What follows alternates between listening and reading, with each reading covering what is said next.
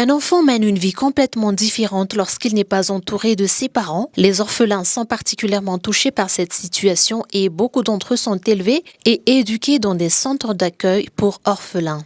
C'est justement le cas de Louvatine, orpheline de père et de mère qui est entrée à l'orphelinat FCRA Antaniave à l'âge de 15 ans alors qu'elle était en classe de 5e.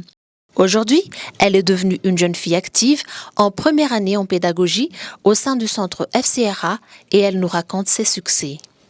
Ça fait 8 ans que je suis ici et pendant ces moments-là, je me sens à l'aise puisque déjà j'ai amélioré mon niveau ici en français et anglais.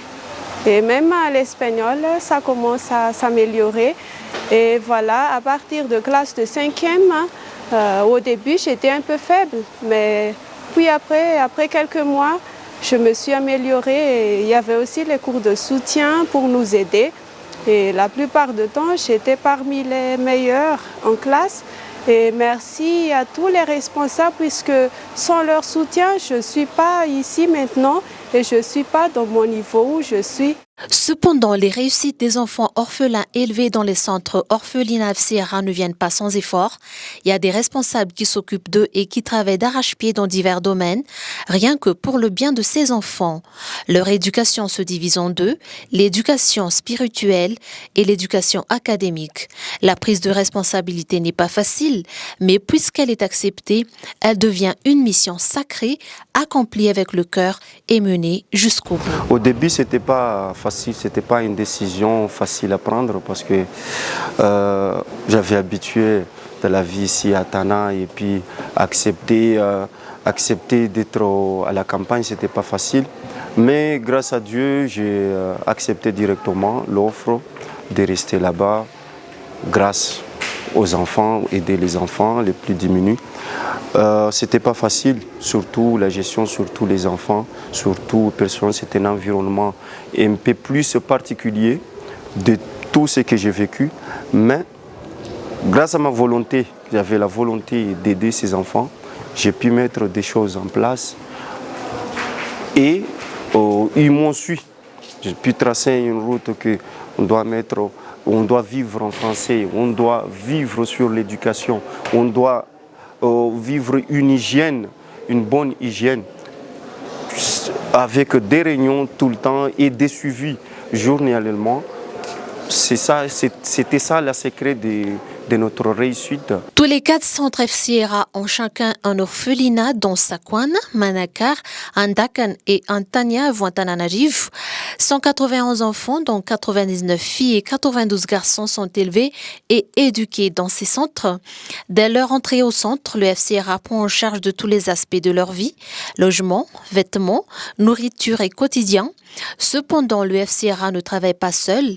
Il bénéficie du soutien, du parrainage ainsi que de la collaboration venant des partenaires. Je pense qu'il y a 3 raisons. La première est que en islam, l'orphelin a une part très très importante, sinon la plus importante je pense. La deuxième raison est que les orphelins, à part nous, n'ont personne. Et le troisième point, il faut préparer l'avenir et ce sont ces enfants avec l'éducation qui feront le monde de demain. 44 responsables s'occupent de tous les orphelins dans les 4 centres FCRA, même si chaque orphelinat possède leur méthodologie et approche respective pour fournir une éducation de qualité à tous les orphelins, il est toujours nécessaire de renforcer leurs capacités. Raison pour laquelle un séminaire a été organisé le jeudi 1er août 2024 au FCRA Andakan afin de présenter le bilan de chaque orphelinat dans tous les domaines, éducation, finance et administration dans un premier temps, puis pour un partage d'expériences en vue de renforcer les compétences, mais aussi et surtout pour rectifier les erreurs de l'année précédente. Et par rapport à tous les points qu'on a passés durant l'année dernière, donc on voulait rectifier les choses, les erreurs. Donc c'était ça l'objectif principal de ce séminaire, de cette réunion générale, comme quoi que voilà, on a passé l'année scolaire ensemble, 2023-2024. Maintenant, on va bondir vers une nouvelle année. Quelles sont les erreurs qu'on a faites?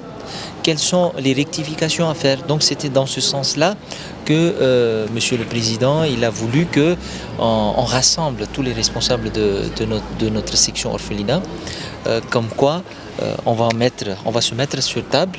On va voir quels sont les problèmes et quelles sont les solutions à proposer. Dieu merci, aujourd'hui, nous avons pu adopter certaines résolutions ensemble, pas seulement une directive ou un ordre venant de l'exécutif, mais au moins tout le monde était conscient et tout le monde a pris ensemble part aux décisions et aux résolutions.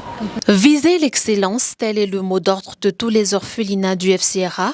Le but ultime est de préparer chaque orphelin à la vie et de les aider à se démarquer dans leur parcours professionnel.